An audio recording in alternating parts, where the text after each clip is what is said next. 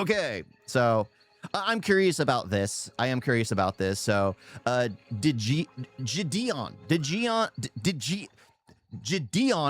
crap, I can't speak right now. I can't speak. He's a character who's been in the streaming world, and I don't know what he was known for before, but he started doing predator hunting, where he'd basically reach out to other like content creators or people, and then his content became busting them because he'd set up stings with like fake. I don't know how to vocalize it where it's actually, you know, clean content, but it's like, yeah, he would just do a predator stings. That's what he'd do. And yeah, I mean, money got to his head. What can I say? Money got to his head. Mama, we made it! I'm in a most critical video! That is Gideon, losing his mind because his favorite YouTuber, Penguin0, aka Moist Critical, finally noticed him. This is that same YouTuber, Favorite YouTuber? Curious. You know what? I'm just gonna say it. Pepsiti. I love Pepsiti.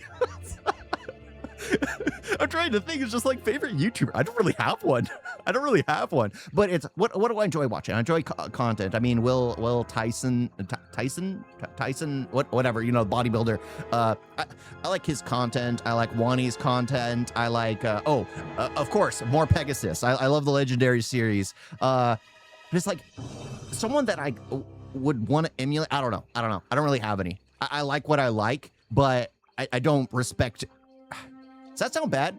I don't respect everyone because I don't know them, so I don't truly respect them. If I knew them, I might have respect for them, but because I don't know them, I can enjoy their content, but I don't hate them. I don't disrespect them, but I just don't know them.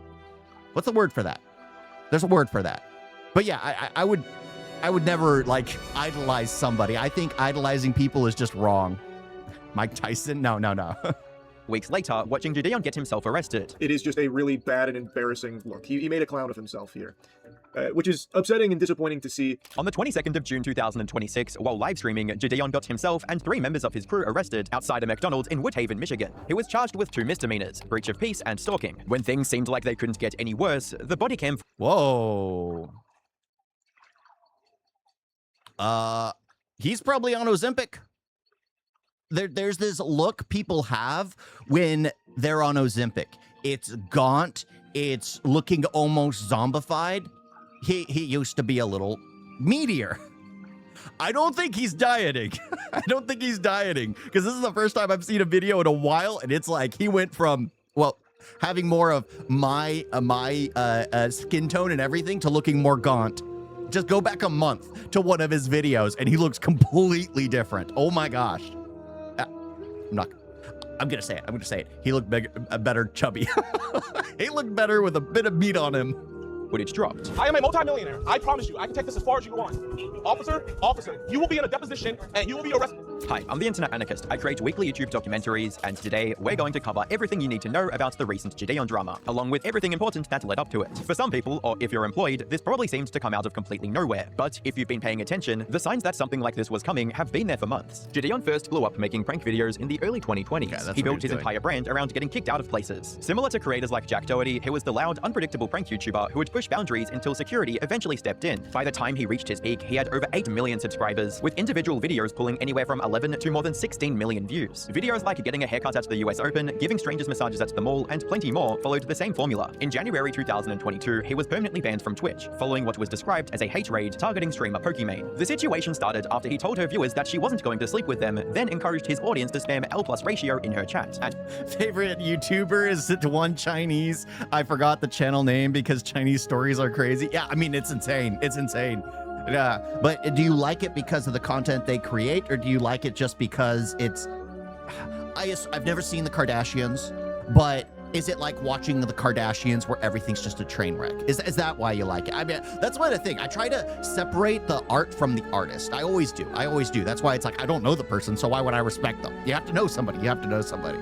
At first, Twitch only suspended him for 14 days, but after the incident gained widespread media attention, the ban was made permanent. Ironically, the drama didn't last long. Gideon eventually reached out to Pokimane behind the scenes, and the two of them later filmed a mukbang together, effectively putting the situation to rest. That became a recurring pattern throughout his career. Whenever he found himself in public drama, he would often contact the other person privately, and more often than not, the conflict would end there. That same pattern showed up again after his Twitch ban. Gideon snuck into a Twitch event with the goal of getting a picture with Tommy in it, and he actually pulled it off. However, Tommy wasn't happy about it, and neither was Twitch. But after Gideon reached out behind the scenes, the issue seemed to quietly disappear. In July 2023, the NBA banned Gideon from league events after he pretended to fall asleep during a WNBA game as part of a prank. 2023 would become one of the biggest years of Gideon's career, because it marked the release of his first major predator catching video. It exploded, racking up 26.9 million views, and to this day, it remains the most viewed video on his channel. Later that fall, he had another massive hit when he confronted EDP445 in a second predator sting. The video became iconic, partly because Gideon showed up wearing a cupcake costume, but it also proved something much bigger. Hey, no?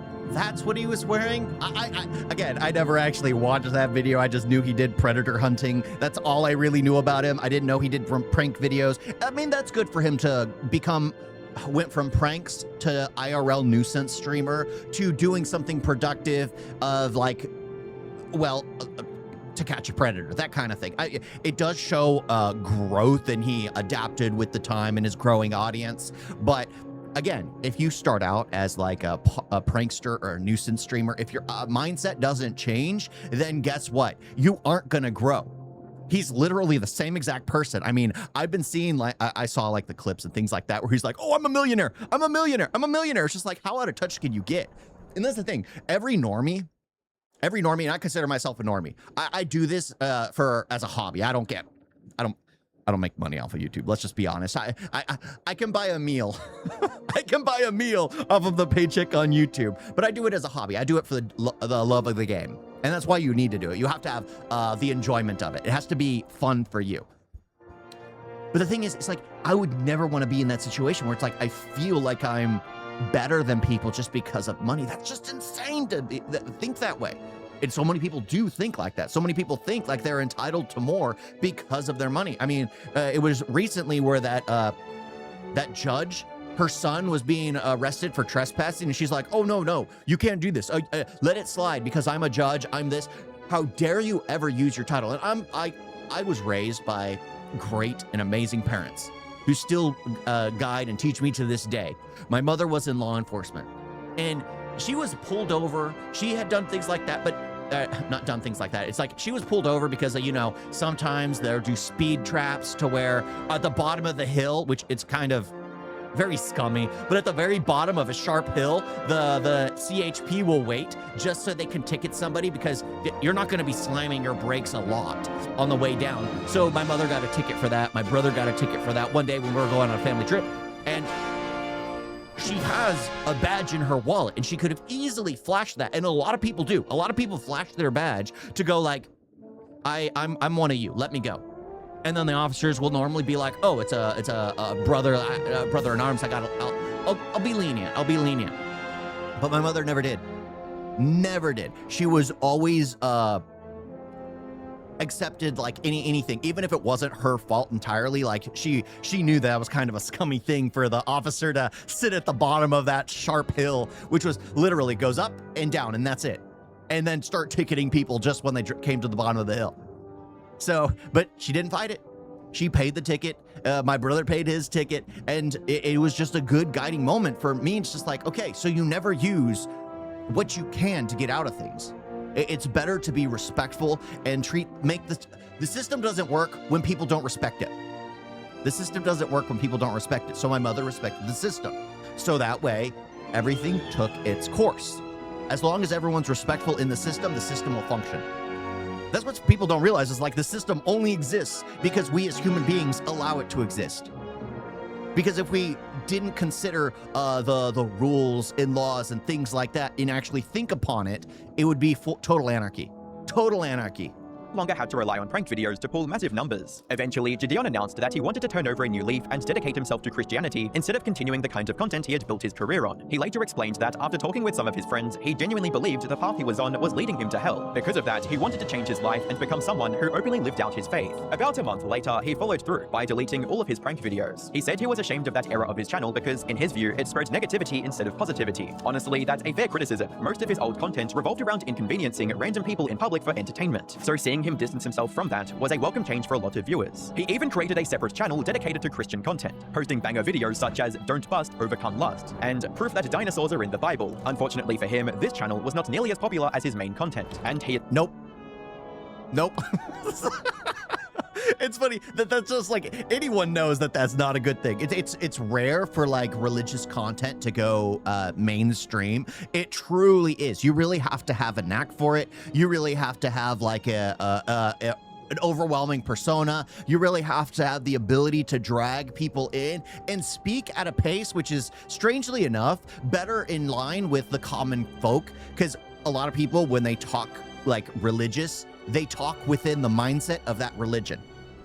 The best way to talk about religion is in the mindset of like regular people who are just outside of it. You want to bring it down. You want to talk about time. You want to talk about like that's the best way to do it. That is, unless you're, well, a lot of people do get famous just being overly zealous. But yeah, the way I see it is like the most enjoyable people are the ones that try to normalize everything for everyone. since abandoned it, likely Yeah, due the to Star low Wars view scores, counts. Around but- the time of his rebrand, Gideon had already been streaming regularly and posting reaction clips on his second channel. This was alongside his major push into the PDF catching world. So he launched a series called EDP Watch, collaborating closely with fellow Predator catchers Alex Rosen and Skeeter Jean. Their approach followed a fairly consistent formula. They used decoy accounts to communicate with suspected predators, coordinated with law enforcement whenever possible, and documented the confrontations from their own perspective. Unlike many creators in the space who simply chase viral moments and Yeah, you have to have drama. I mean, that's the thing. It's like a lot of content creators, they go viral primarily due to collaborations, and what happens in the collaborations, well, it becomes clippable. It becomes clippable because they start, they'll say heinous things, or they'll become combative, or a lot of it is staged, which is why I don't like a lot of that content, because it's really fake. It's really fake. I prefer like, I just prefer being me. I just prefer being me. That's just how I've always seen it. But again, yeah, a lot of drama does is enjoyable. Drama is absolutely enjoyable, especially when it comes to like things like Wani and like whatever's going on. There's always like, heck, I enjoy like more Pegasus. That drama is enjoyable. sometimes even use it as an excuse to promote Just gambling slap. sites like Stake. Several of Gideon's investigations resulted in real arrests and, in some cases, criminal convictions. One of the biggest examples came in December 2025. A decoy working with Gideon's second channel communicated with Brian Brown, who believed he was talking to an role. The video quickly went viral, earning nearly 3 million views. Brian was later arrested by the Marshalltown, Iowa Police Department, and in June 2025 pleaded guilty to a felony charge of sexual grooming. Gideon's predator catching era established him as one of the more recognizable creators in that niche, and it also led to a close friendship with Alex Rosen and Skeeter Jean. As mentioned earlier, that friendship would eventually fall apart. For those that don't know, Alex Rosen has a long history of edgy-leaning humor, something Gideon later admitted he knew from the beginning. There's even a category on his Wikipedia page titled Use of Racial Slurs. The relationship finally collapsed after Alex publicly supported Chud the Builder. Chud was a streamer jailed on attempted murder charges after allegedly targeting black people, yet Alex donated $10,000 towards his bond and later pledged another $100,000 during a court hearing. On the 4th of June 2026, Gideon released a video titled This Is the End, publicly distancing himself from Alex. In the video, he said, Alex was on Twitter talking about how he supports Chud the Builder, things of that nature, but then he did something even a step beyond. He went and donated $10,000 to Chud the Builder's bond so that he can be back free on the street. And Free speech matters. Oh my gosh. Yeah, if anyone knows Chud the Builder, he wasn't about free speech. He was literally being a nuisance streamer. That's what he was. A nuisance IRL streamer, saying the most heinous things in the worst place imaginable just to get a rise out of people. That's not free speech. That's antagonism. There's complete difference. Free speech is someone believing that they have the right and justification to speak freely on whatever they believe in. And then there is going a step further and going to a neighborhood of people that you literally just want to use words and negative slurs on just because you want to get clippable views. Yeah, he wasn't about free speech. It was never about free speech for him. And I just cannot tolerate that, and I do not respect that, and I have to make a stand. A few months before Gideon publicly split from Alex Rosen, another one of his close friends, Skeeter Jean, had been uploading a series about his uncle, Joe. According to Skeeter, Joe had allegedly been physically abusive towards his grandmother and had a long history of violence within the family. The series goes into much more detail, but the basic story is that Joe had been illegally squatting in Skeeter's grandmother's house. After months of legal proceedings, Skeeter was finally able to get permission to evict him. That was when Gideon and Skeeter came up with the idea for a collaboration. The plan was simple. Gideon would livestream while Skeeter confronted Uncle Joe, all with the goal of annoying him enough that he would leave the house for good. At first, everything seemed to go according to plan. Gideon blasted music throughout the house, while Uncle Joe became increasingly frustrated, repeatedly trying to call the police. What do you want, man? What do you want? Police over here. Get away from me. I'm in my room. Get away from me. No, he can't. Get out of here. Don't bother me. We don't want anything from you. We're just going to my room. Bro, we're not like Skeeter, man. We're not gonna. Eventually, Joe gave Squatters' rights is insane.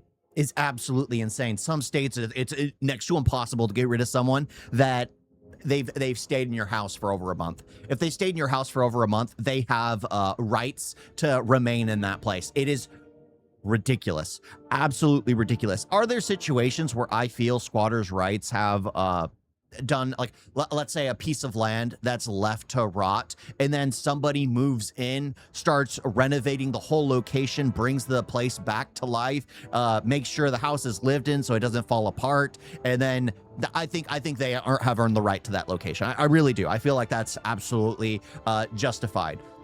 But a house that's on sale on the market, or a house that's been abandoned by its family, I don't know. I don't know. It's a very questionable legality in that situation. Let's just get rid of squatters' rights. Yeah, let's just get rid of squatters' rights.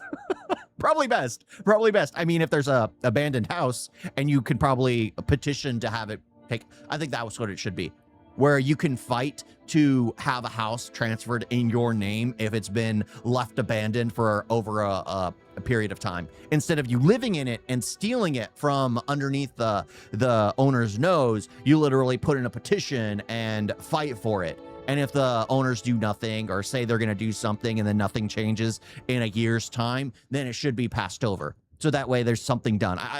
There's got to be a better way of doing it than squatters' rights. There's got to be. But yeah, I mean, the fact that this completely destroyed his career, wanting to get a squatter out of a house. And left the property, and that should have been the end of the stream. Mission accomplished, everyone goes home. Instead, Gideon kept pushing. Leaving the house apparently wasn't enough. He wanted to keep provoking Joe in hopes of getting an even crazier reaction on camera. So rather than ending the stream on a successful eviction, I was watching a video the other day where people from other countries would comment on how ignorant the American people they met were. Is it really that bad over there these days? Yeah. Yeah, it is. Again, I've seen it firsthand in my own family, where people are so ignorant of what's going on around the world, or they just assume they know better because a Google search. I mean, heck, I have a big family. I only had one brother and my two parents at my wedding. Only one brother and my two parents. Let that sink in. So yeah, it really is that bad. Gideon, Skeeter, and eventually a growing crowd of viewers began following Uncle Joe around town, annoying local businesses, all while TTS was blasting. Joe, I know you're back here. Joe. You don't know Joe? Joe Mama. Why did he walk into a business? Can I get a turkey tom? Turkey Tom? Yeah. Yeah, please. Get him that. I want that too. As they walked, several fans stream-sniped Gideon by showing up on bicycles. Rather than telling them to leave, Gideon pointed them towards where Uncle Joe was headed, and before long, the crowd followed him all the way to a McDonald's. Eventually, the crowd of fans got so... It's funny. They're all kids. Of course, they're all kids. Oh no, he's in our area. Let's go meet him. He's there right now. Oh my gosh, they're all kids. People have too much time on their hands. Get a job. large around this McDonald's that the management was forced to call the police. When officers arrived, they trespassed Gideon, Skeeter, and the crowd from the restaurant, rather than removing Uncle Joe. Hearing that, Gideon came up with what might have been the worst idea of the entire stream. If I can't go in there, surely my fans can. He handed his camera equipment to a random fan and told him to go inside the McDonald's to continue filming. Should we give him the camera? He's just sitting in there? Here. Did he bang you? Yeah. Here. Yeah. Do this. Do me a favor. Okay, here. Be very careful. Just wear this. Which way? Just on your back. Okay. Where's the backpack? You didn't trespass him, so shut the fuck up! The fan barely made it to the door before officers stepped in and stopped him. Moments later, Gideon was placed under arrest. In total, 4 people were arrested on charges including breach of peace and stalking. A post on Gideon's YouTube community page called on supporters to attend a peaceful protest outside the Woodhaven Community Center the following day. Fans were encouraged to wear white shirts as the Free Gideon slogan spread across social media after clips of the arrest went viral. During a live stream of his court appearance on June 23rd, it was revealed that Gideon's bond was set at $10,000 before he was released pending his next court date. The protest itself ended up drawing fans to the police precinct, although it wasn't entirely clear what they were hoping to accomplish. The incident quickly drew criticism from commentary creators, including a creator named Bloodspeth. His biggest criticism wasn't necessarily that Gideon had gotten himself arrested, it was that he had encouraged a largely teenage audience to follow and harass someone who had already been described as violent. Yep. That person, when like there was the clip where that person that person was up the stairs that they were trying to harass. He looked half crazed. I mean, he has spittle coming out of his mouth while shouting the way he was he looked deranged. And then you send children in to go pester him. The kids don't know anything about the person. They just think they're doing a bit. They're like, okay, of course I'm going to do this. And then who's going to take the fall for if something bad happened? If Uncle Joe had actually attacked one of those fans, Gideon would have shared the responsibility for directing them towards that situation. Thankfully, nothing like that happened. If you have children, try and imagine them at that age going out and searching for a violent criminal because a YouTuber thought it was funny. And if you don't have kids, imagine any kind of loved one around that age in that position. As a popular and influential figure, it is Gideon's responsibility to make the right decisions, not the kids. At first, Gideon didn't seem to think he had done anything wrong. During his own livestream reacting to the arrest, he even claimed he planned to sue the Woodhaven Police Department and the officer who arrested him once the case was over. That confidence disappeared on July 1st, when YouTube channel Code Bluecam uploaded the police body cam footage. And then it's like the actual crap he was saying. Because again, someone can easily destroy their own momentum in moments. Like, I can take years. I've been on YouTube for since I was a kid, but I've been focused on this channel for almost going on 6 years now. Maybe 7. I don't know. But the thing is, I could easily destroy everything in a matter of seconds.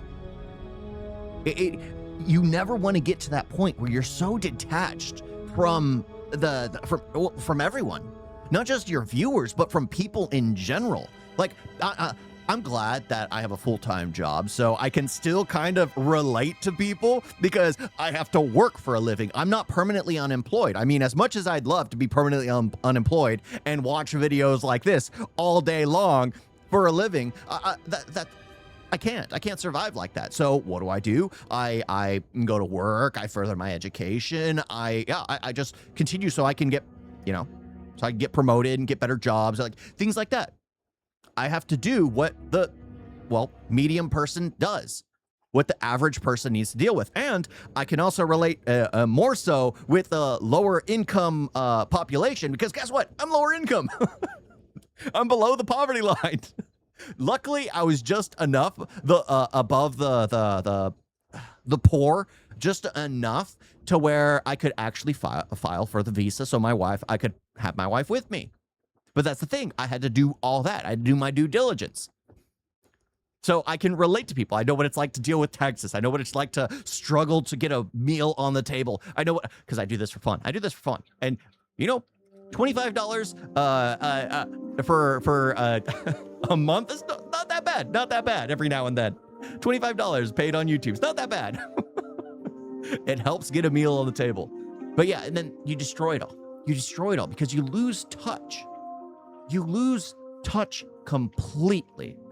For the first time, everyone could see exactly what had happened from the officer's perspective, and it made Gideon look far worse than the original livestream ever did. The footage showed him loudly urging his fans to take his camera into the McDonald's after police had already ordered him to stay out. Not only that, but the bodycam footage released an extended cut of Gideon screaming that he was a multi-millionaire, something that had originally been heard from the livestream, but now that there was footage of him actually getting arrested, it made it look much worse. I am a multi-millionaire. I promise you, I can take this as far as you want. Officer, you will be in a deposition and you will be arrested. This is... Hey, Beckett. No! Call Jake and have him get my lawyer! Call Jake and get my lawyer! This is really the route you want to go, officer? Yep. Okay. You want to wait taxpayer dollars? Yep. Officer, can I ask you a question? No, Can I please? Sit. Do you really want to abuse me, officer? Get your foot in. I can't even fit in here. Get your foot in. Officer, I can't even... Well, too bad. I don't fit in the back of one either. That's why I'm not going to be absolutely retarded. Sure, I am retarded, but I'm not going to lean into being an absolute retard when talking to an officer. I was raised to respect the officers, to listen to what they say, even if it is astronomically crazy. Well, not astronomically crazy, because then that might be a fake officer like we saw before. But it could be like sometimes they might be in a mood and they'll say things or do things that's not entirely accurate. Don't act upon it then. They have body cams, there's footage, everything, the recordings. You can file later and get the person completely, it's not disbarred, but, well, at least get something back at the end. Because, again, sometimes people go into things with their own emotions. I remember a content creator, and he got viral for annoying his neighbor as a child, and he got older. He still continues to do that content to his neighbors are pissed. You can search it. I am a multimillionaire. How will that help? Because it's going to make the officer afraid. Ooh, money. That's the thing. It's like, this is someone who believes money can solve everything. It can't. It can probably solve a lot, but it can't solve everything, especially you making a nuisance of yourself. It cannot help with that. Get your foot. How are you gonna arrest somebody that never even went on property? Nearly every comment on this video focused on how embarrassing the entire situation looked. Ironically, Gideon even live-streamed himself reacting to the body cam footage. He seemed to believe that, regardless of the criticism, the situation had still produced great content, and he didn't look that bad. The internet didn't see it that way, and public opinion shifted almost overnight. People weren't upset that Gideon got arrested. They were upset that he appeared willing to put his own fans in harm's way just to squeeze a few more viral clips out of the stream. The backlash spread quickly, eventually reaching creators like Critical, who tore into the body cam footage live on stream on July 5th. I think that's the moment Gideon realized how badly he had misread the situation. The next day, he deleted his reaction streams to the bodycam footage and uploaded a 16-minute video titled I Quit. In it, Gideon says live streaming had pulled him away from the Christian values he wanted to live by. He announced that he was done with live streaming and wanted to focus instead on predator-catching content, rather than creating public disturbances for entertainment. But if he was hoping to get ahead of the story, he was already too late. Barely 20 minutes after the I Quit video went live, Critical dropped his own 30-minute video covering the situation, and what had been streamer drama went fully mainstream, pulling in almost 5 million viewers within the first 48 hours. Like, you very clearly went over the line here when it came to this squatting situation, following him around, and then routinely going into that McDonald's, trying to film it, sending an army of kids in there to also do your bidding as well.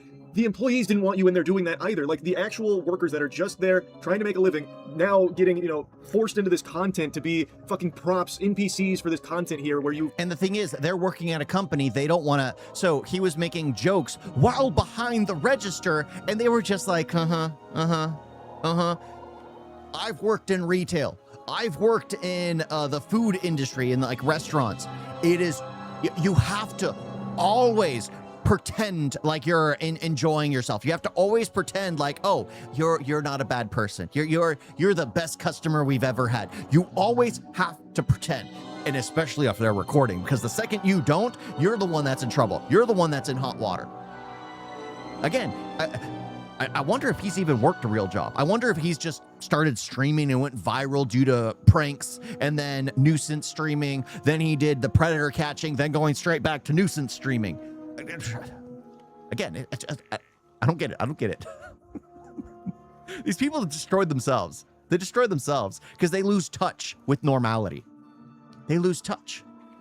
Gone way outside the scope of like trying to get a squatter out of a residence. Like, it's just, there's no bias here. Like, they did what they were supposed to do. As for Gideon's statement, it didn't land particularly well either. It felt like a video he had made in the heat of the moment, rather than something he had really thought through, and the comments reflected that almost immediately. Throughout the video, Gideon says the word genuinely more than 20 times, and most of the top comments are making fun of him for that fact alone.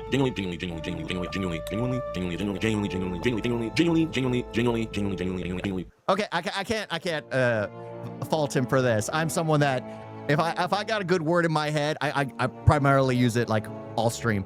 I do. You could probably clip a ton of my streams, and it's just like me just repeating one word over and over and over and over again. It's like I opened Webster's dictionary, word of the day, learned that word, and I decided to use it all day. But that's not the case. But that's kind of how it seems sometimes, because I realize after the fact, like, I'll say it and I'm just like, oh my gosh, that's like the 100th time I've said that thing. Going by the logic, you do what you love. Would it be accurate to assume what nuisance streamers are inherently a nuisance and draw pleasure from troubling others? If If so, isn't there a law for this? There is. You're not allowed to be a public nuisance. You're not. But a lot of people don't want to go to small claims for something trivial, which will really not amount to anything. So, what's the best way? I don't think a lot of them enjoy it. I think a lot of them do it because it goes viral, so they do it for that aspect. And some of them just have the main character syndrome where they literally just don't care. They think they are the center of the galaxy. They think they're the center of the universe. They think they're the center of everything. So in their mind, anyone else in the world is unimportant, does not matter. And that's just a very insane thought to have. Like Jack Doherty, I believe he's more of the main character syndrome. I think Gideon was primarily chasing the virality of it all. Genuinely. As of writing this, the situation is still ongoing, so it's hard to say where Gideon will end up when the dust finally settles. But I don't think this is going to be the type of incident that will necessarily kill his career, provided he of course doesn't stick himself deeper. That being said, it does seem to have, at least for now, left a pretty bad mark on his reputation. If you take a quick look at the comments section on any of his latest videos, or even videos from his collaborators, you will quickly notice hundreds of comments making fun of his multi-millionaire comments, as well as his overuse of the word genuinely. Bro genuinely tried seducing a multi-millionaire. Bro clearly didn't know that you were genuinely a multi-millionaire. Thanks, Jid, for being a genuine multi-millionaire.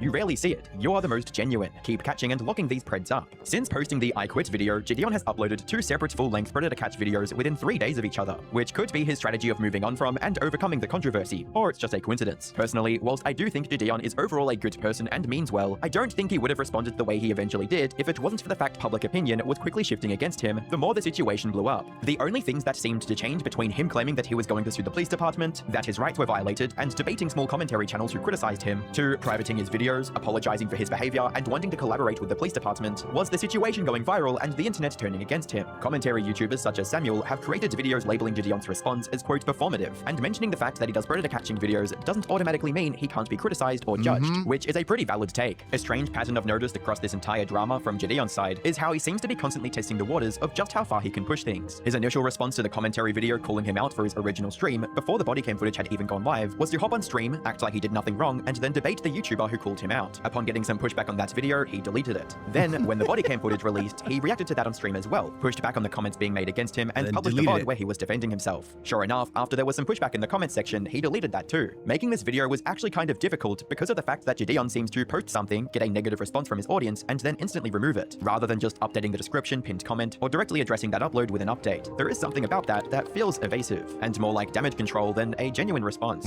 There comes a time with almost every IRL streamer when they get lost in the sauce, and can only think in terms of views and clip farming. This is the phenomenon that I think occurred with Gideon, as he made several impulsive decisions without really thinking about them. Do I think he maliciously involved his fans or tried to get people arrested? No. Do I think that in the heat of the moment he made a very bad judgment call because the inherent format of IRL streaming incentivizing doing the most obnoxious thing ever 24/7? Yeah, pretty much. If he is true to his word, hopefully he can learn from this extremely terrible fumble and focus on the type of content that, as he puts it, brings him closer to Christ, as endangering your own audience is not the way to go out as a creator. Speaking of endangering your... There are too many people saying basically here in India, it frustrates me. Then I'm probably frustrating you too, because I say basically a lot. You know, maybe that's where I got it from. Or since I went to India, I instilled it into everyone. Because it annoys my wife because I'll say it, and she's just like, you need to stop using that word. But basically, it's an easy word to use. It's like one of those filler words that fits, but it's just there to make it feel like you know more than you know. Again, I use a lot of those adjectives. Is it an adjective? It's just filler. It's there to, like, all my talking is primarily nothing but filler. It's all there just to increase the volume of something. What's the best? I'm trying to think of like a food analogy where they put something in just so it increases the volume of rice. And I know a lot of my audience is from India, so this isn't going to go over well, but it's like putting rice in a meal. Rice has like nothing there, but it's there because it makes you feel fuller. And that way you don't actually gain a lot of weight because it, like, let's say you were just eating like a chicken, pork, beef, whatever. You could easily eat more of that, but you eat some rice with it and you get fuller because there is, well, rice is expanding in your stomach and it just makes you feel heavier. So yeah. I use a lot of rice in my speaking. a lot of noodles in my speaking. Noodles is another one. You are Hispanic. Don't forget. No, I'm white. Look at me. What about me looks Hispanic? Seriously. I don't know how anyone can assume that that's real. That I'm Hispanic. You guys got a video?